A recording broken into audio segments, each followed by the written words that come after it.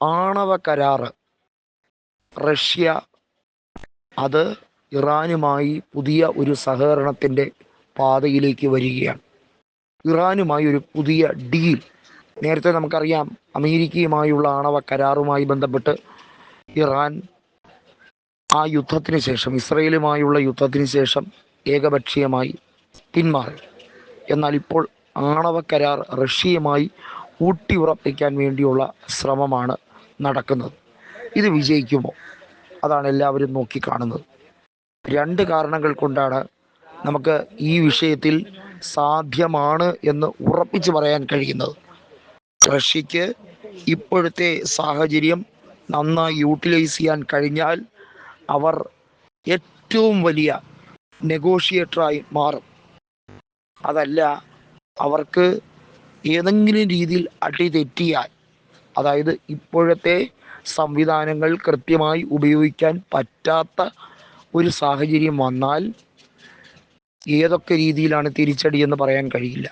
ഒന്നാമത്തെ കാര്യം, സാമ്പത്തികപരമായി റഷ്യയെ നല്ലപോലെ ഞെരുക്കുന്നുണ്ട് അമേരിക്കയും മറ്റ് പാശ്ചാത്യ രാജ്യങ്ങളും, പ്രത്യേകിച്ച് യൂറോപ്യൻ യൂണിയനെ സംബന്ധിച്ചിടത്തോളം റഷ്യ തകർന്നു കാണണം. കാരണം സോവിയറ്റ് യൂണിയൻ തിരികെ കൊണ്ടുവരാൻ തന്നെയാണ് പുടിൻ തീരുമാനിക്കുന്നത്. ആ തീരുമാനം എതിർക്കപ്പെടണമെങ്കിൽ റഷ്യ എന്ന രാജ്യം നിലനിൽക്കുന്നത് തന്നെ അപകടമാണ്. റഷ്യൻ ഫെഡറേഷനെ തകർക്കാനാണ് യൂറോപ്യൻ യൂണിയൻ എന്ന മരപ്പാവയെ ഈ അമേരിക്കയും മറ്റ് ശക്തികളും, പിന്തിരിപ്പൻ ശക്തികളും ശ്രമിച്ച് വാർത്തെടുത്തിരിക്കുന്നത്. എന്നാൽ റഷ്യ ഒരിഞ്ചും പിന്നോട്ടില്ല.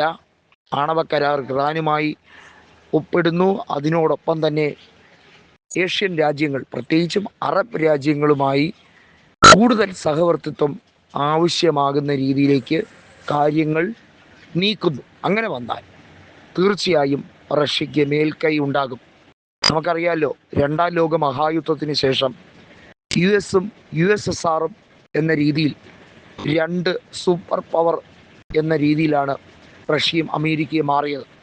എന്നാൽ ഗോർബച്ചേവ് റഷ്യയെ പിളർത്തി, റഷ്യയെ തുണ്ടം തുണ്ടമായി വെട്ടിക്കീറിയപ്പോൾ ഇന്ന് ഈ കാണുന്ന ക്ഷയിച്ച അവസ്ഥയിലേക്ക് റഷ്യ പരിണമിച്ചു. പക്ഷേ അവിടെ നിന്ന് തിരിച്ച് പല രീതിയിലും ഊർജം ഉൾക്കൊണ്ട് തിരിച്ചു വരാൻ ശ്രമിക്കുന്ന റഷ്യ ഇനിയും വൈകരുത്, അമാന്തിക്കരുത് എന്ന് തന്നെയാണ് റഷ്യയോട് അടുപ്പമുള്ള നിരവധിയായ രാജ്യങ്ങൾ വ്യക്തമായി പറയുന്നത്.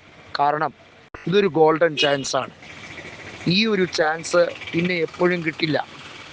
റഷ്യയെ ഞെരുക്കുന്ന ഉക്രൈൻ അടക്കമുള്ള രാജ്യങ്ങൾക്ക് തിരിച്ചടി കൊടുക്കാൻ ഇപ്പോഴത്തെ ആണവ കരാർ ഉൾപ്പെടെ അറബ് രാജ്യങ്ങളുമായുള്ള ഡീൽ ഉൾപ്പെടെ സഹായകമാകുന്ന സാഹചര്യമാണ്.